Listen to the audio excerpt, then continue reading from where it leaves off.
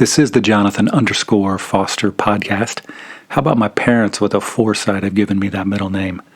Comes in handy sometimes.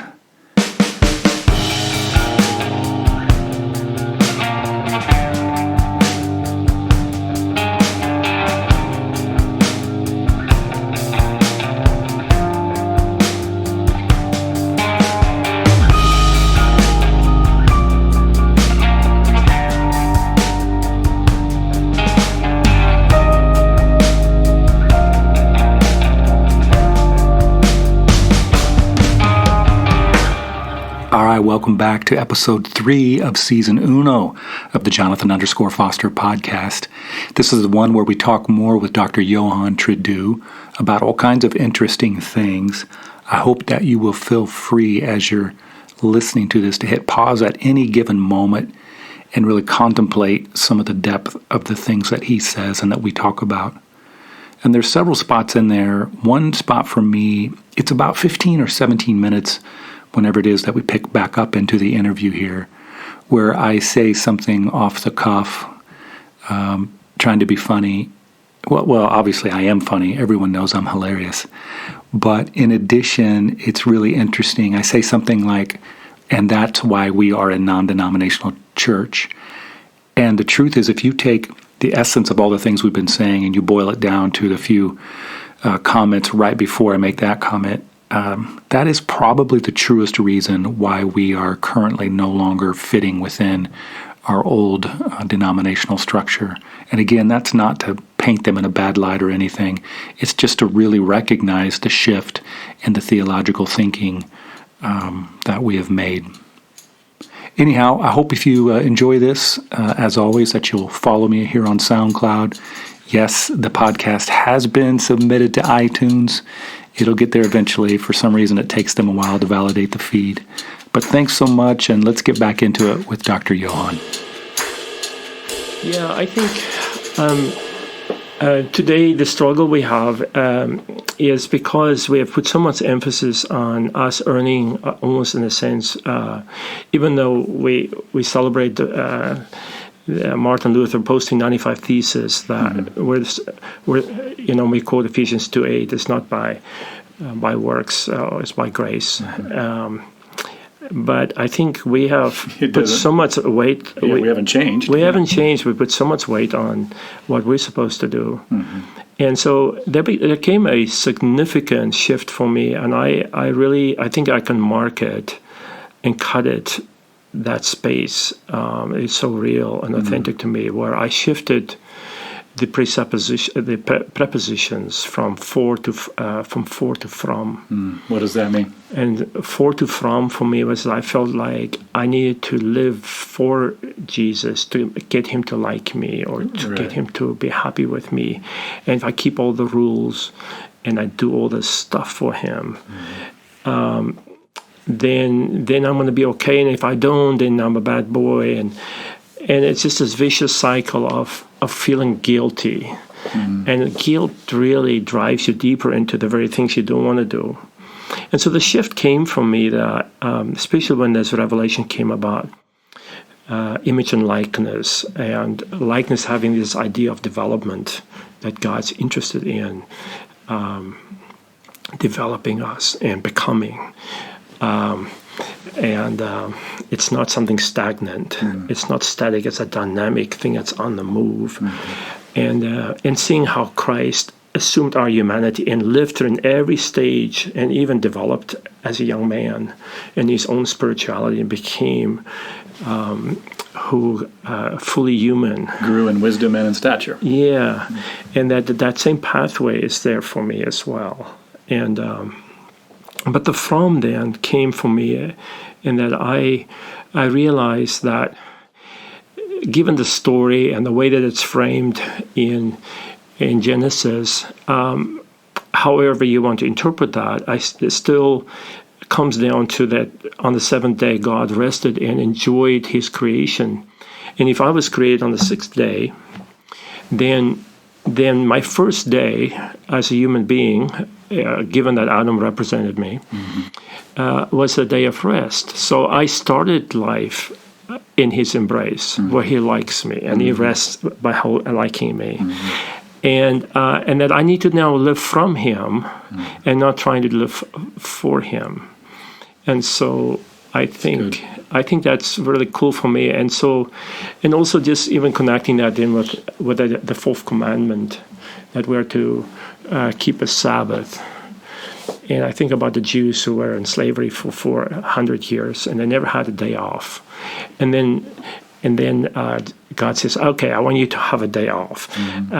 And that's to remind you that I will provide for you. I like you just for who you are, not for what you can produce for me. You know, how many bricks did you make, you know?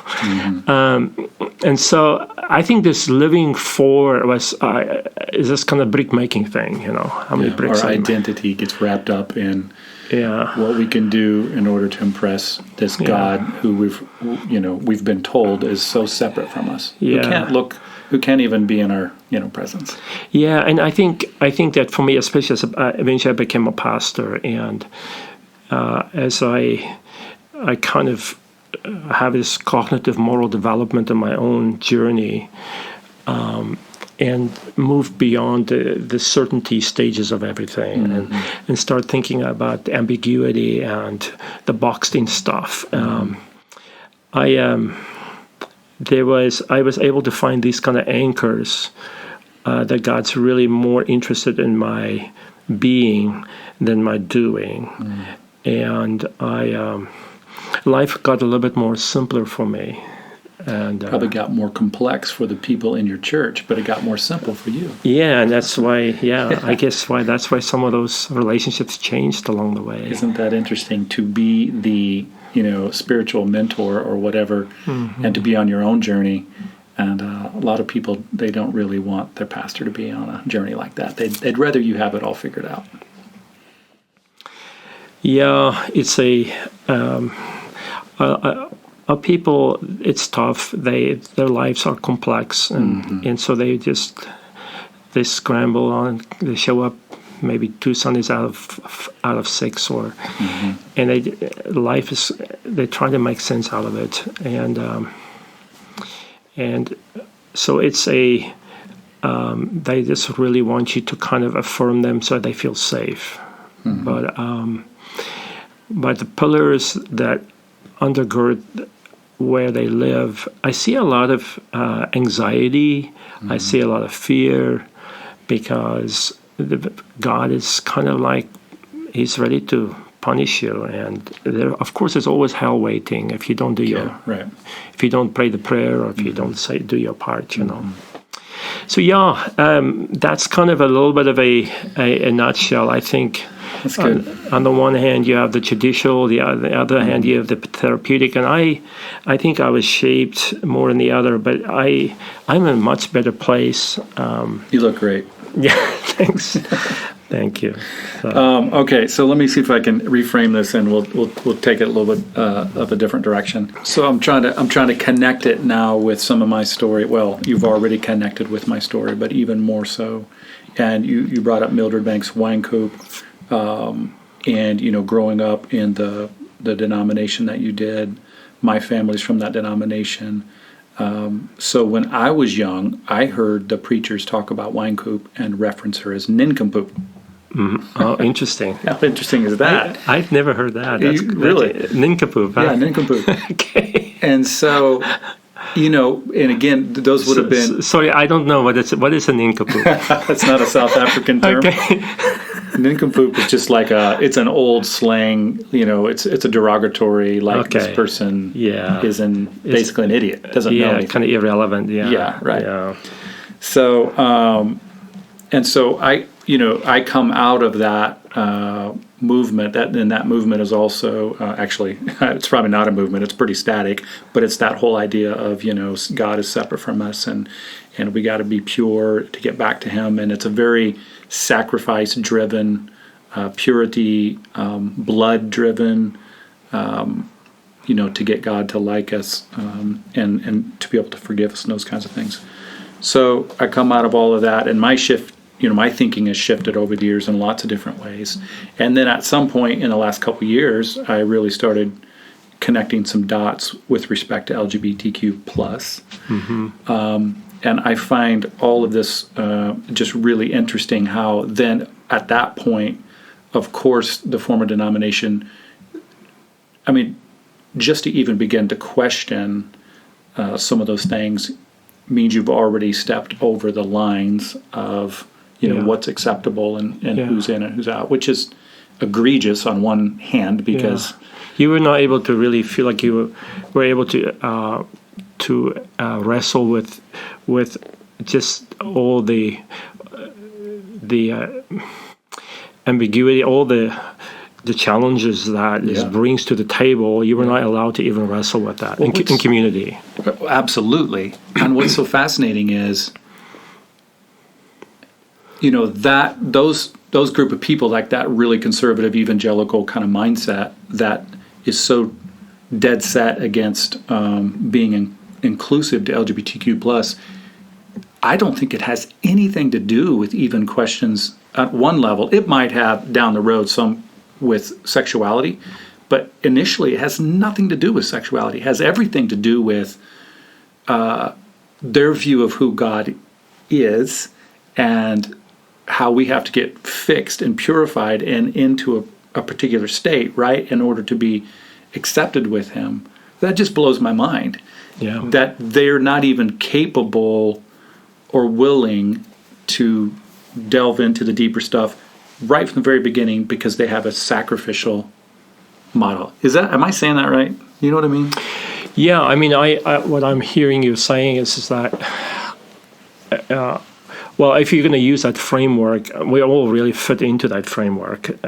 For that sacrificial framework, that we have to be pure to get into His presence, and so certain people really just doesn't cut the category because they would never cut it. Yeah, and so there is. If you only want to speak about that within the sin category, people don't like it when people sin differently than they do. That's right.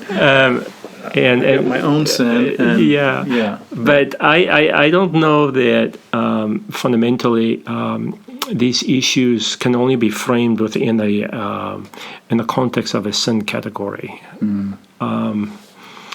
And there has to be the orientation or a sexual orientation that a person is born with. In some ways, for me, is an amoral category. In other words, we have to ask, can this person take responsibility for that? In other words, can they respond to it with their capacity, and even given the grace of God enabling them and restoring them? If they were to say yes to God's grace, would that affect a change within their very essence of who they are? Categorically, can a response to grace rearrange the DNA of your hormones, in a sense, and the makeup of who you are? And I struggle with that kind of a thinking. Me too. And if you go down the Catholic line, the actual Calvinist line, that we are born in sin, and even our brokenness is an expression of sin. It's not. Your desires is for Augustine. You use the word concupiscentia and concupiscence. The mere fact that you have sexual desire is evidence of original sin. I can hear Tom Noble's voice in my head with that. Yeah. And so it's kind of like you can't escape this if you're going to come from that angle. That the very makeup of who you are is already separated you from God. And so it's interesting to me that people then, we put everybody in that category, but we single out the LGBT community that in a special way, that's something very unique for them, that almost as if we're not born in sin, but they are. And I struggle with the very idea that we're born in sin.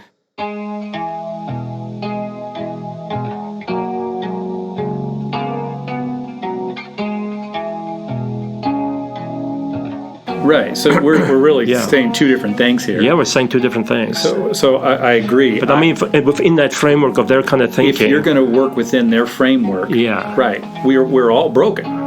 Yeah. So why do we single that out? But what you and I are saying, and you're saying it better than me, because you understand it better than me, is that, let's back up from that.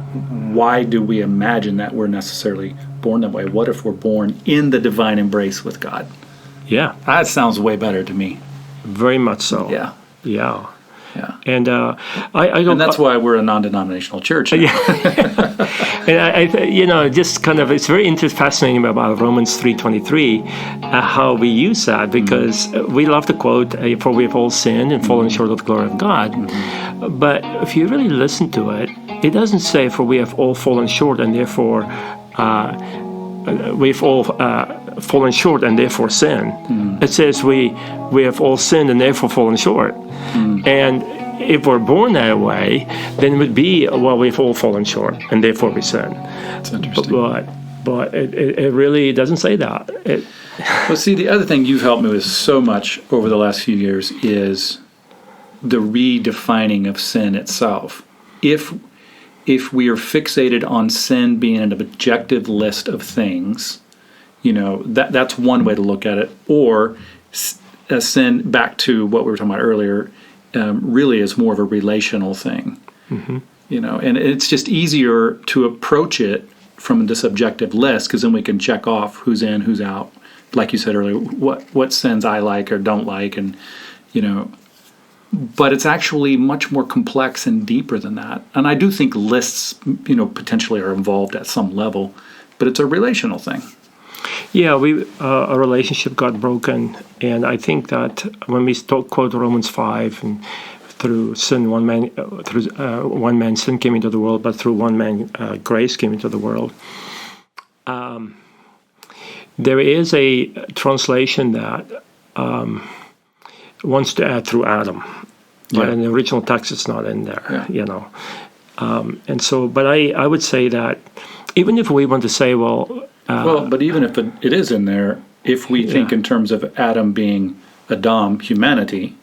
Yeah, Adam, humanity. Yeah, versus Adam, the literal guy, right? That begins to mitigate that whole debate. Yeah, no, I mean, there is a certain sense that whatever sin was passed on to me, and the sense of guilt that I be punished for the sin that Adam committed, I think that was nullified on the cross when Christ gave his life for us as an expression of his love, and reconciled us by absorbing violence and not retaliating.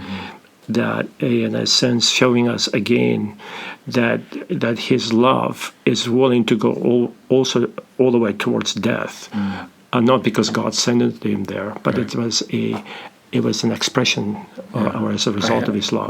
What did he say? I have the ability to lay down my life and to pick it up. Yeah, exactly. He wasn't saying God's making me do this. Right. Yeah. So I think there's a love ethic as a way to interpret Scripture. It runs kind of like a stream all the way through.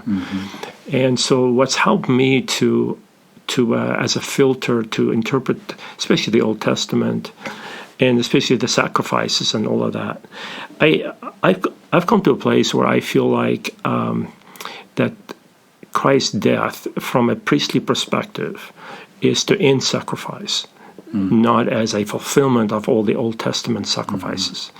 A sacrifice to end sacrificing. Yeah. And so he prefers obedience over sacrifice and mercy. And so as I'm going to look through to the Old Testament, go ahead. Well, I was going to say, but not necessarily that, because his sacrifice is so good and so big, and so that quantitatively it's bigger than ours. Yeah.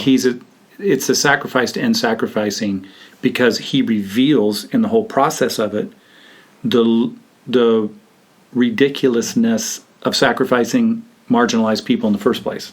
Yes. Right? Yeah, because of the scapegoating. Yeah. So scapegoating, I call that an nincompoop. Yeah, yes.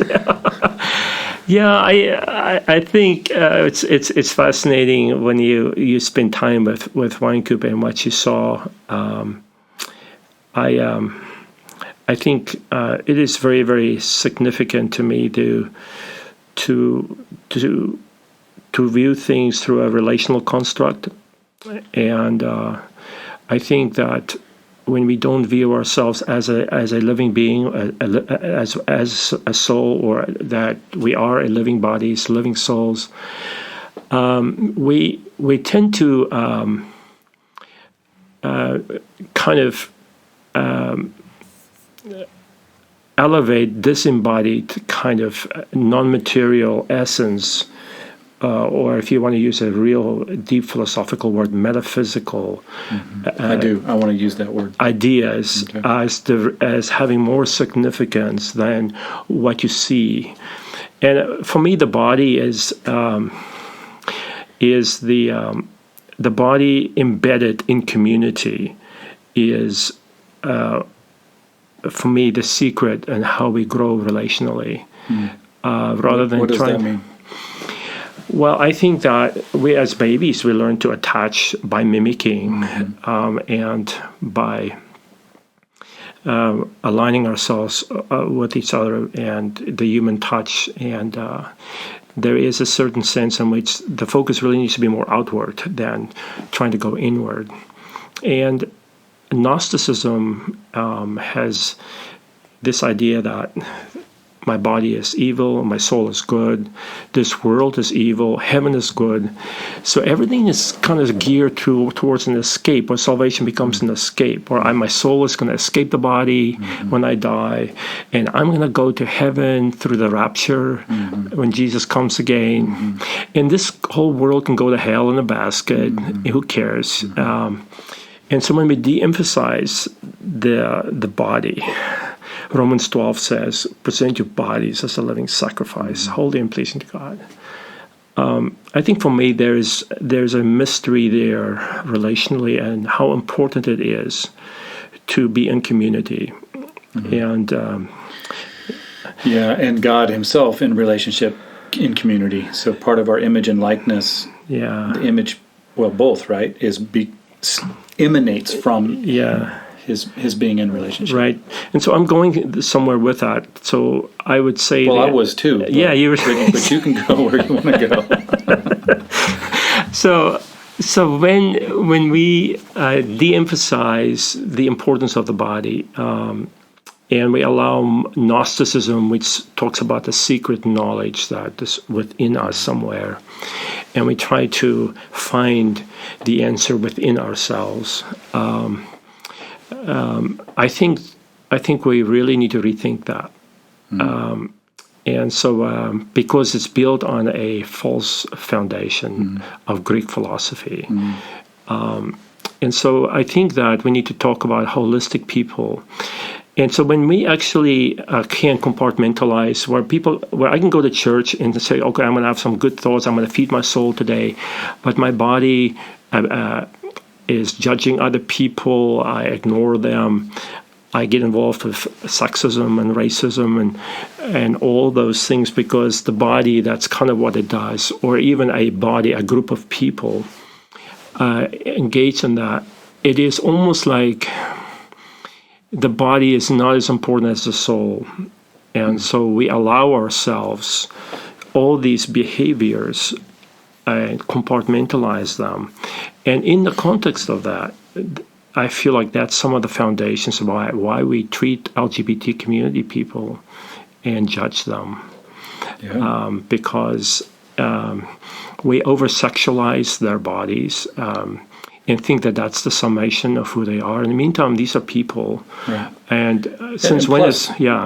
Well, plus we have the church in particular, and I'm culpable because I've been a part of the church, so I'm not necessarily pointing fingers, but we don't know what to do with sexuality in general. We just kind of basically freaked out about it. Yeah. And so you add that layer onto it. And then, Yeah, I think the Bible is, if you just take the idea of the eunuch, it's in a way that the eunuch is the trajectory of the emerging concept and how it changes and fluctuates.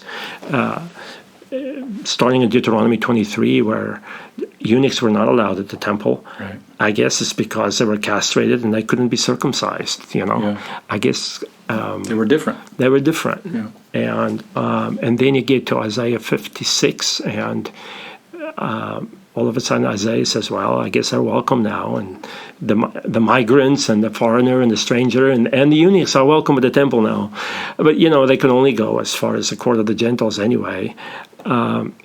They couldn't go much further. Couldn't go in, yeah. Couldn't go in. Yeah. And so, and then you get to Jesus, and in Matthew 19:12, he says, some of you may not be able to accept this, but for those of you who can, some are born that way. Yeah.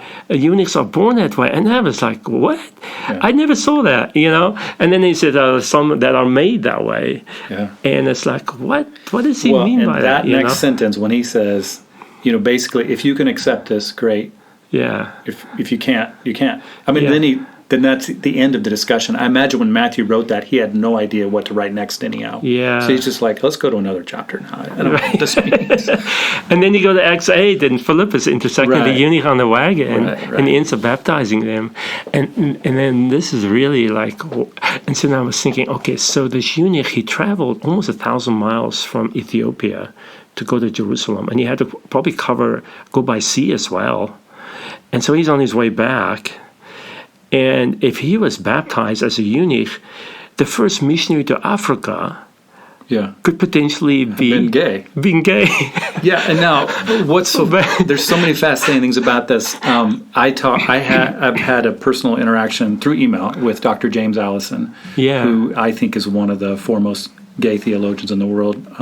Not that I'm a particular expert, but his writings have been so influential on me. And I love the fact that his writings were influential on me before I knew he was gay.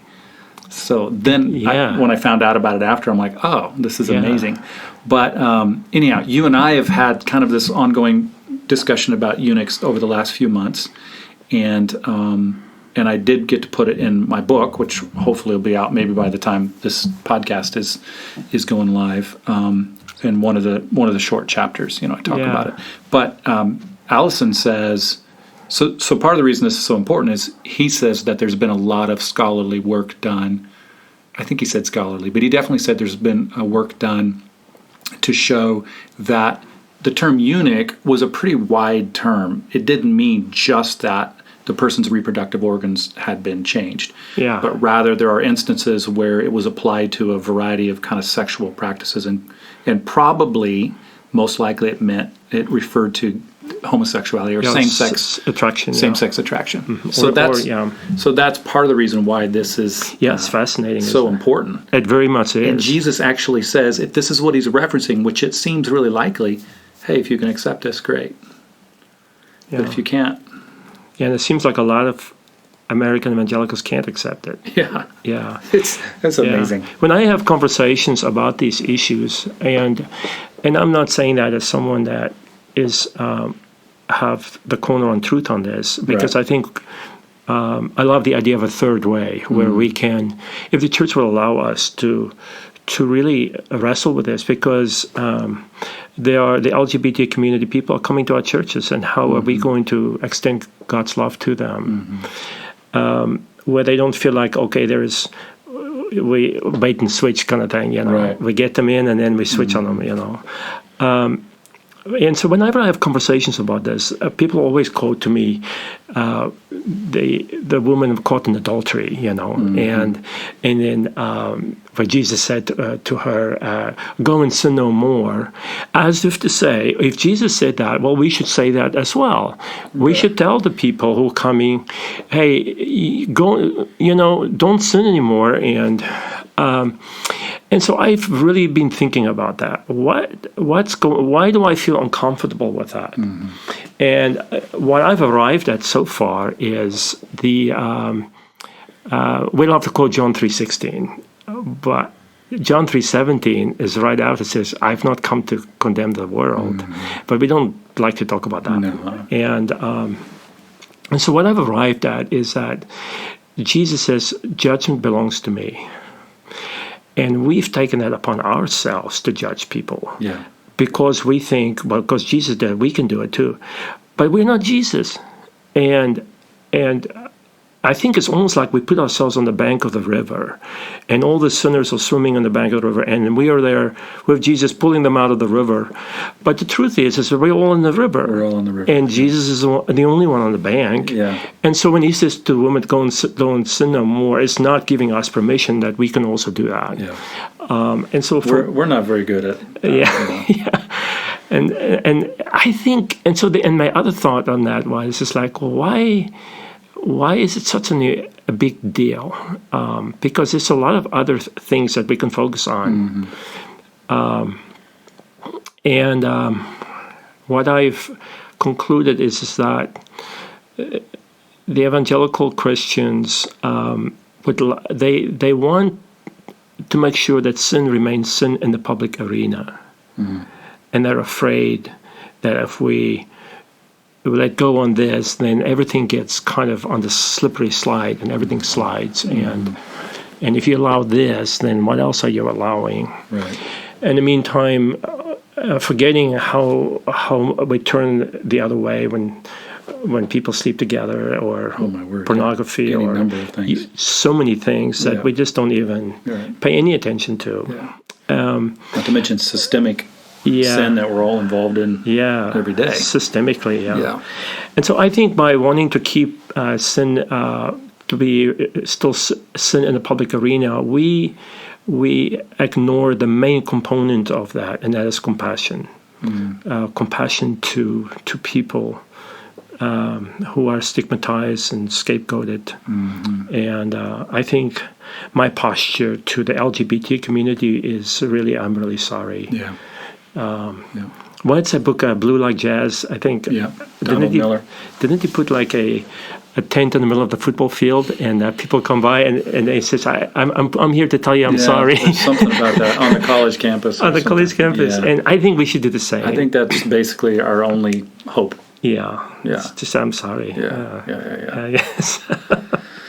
Oh, man. Yeah, well, my goodness. Okay, so we're tracking at over an hour now. Oh, really? Yeah, and I feel like we just got started. So. Wow, yeah. So now I got to figure out if I'm going to break this up into 2 or 1 or 7. Yeah.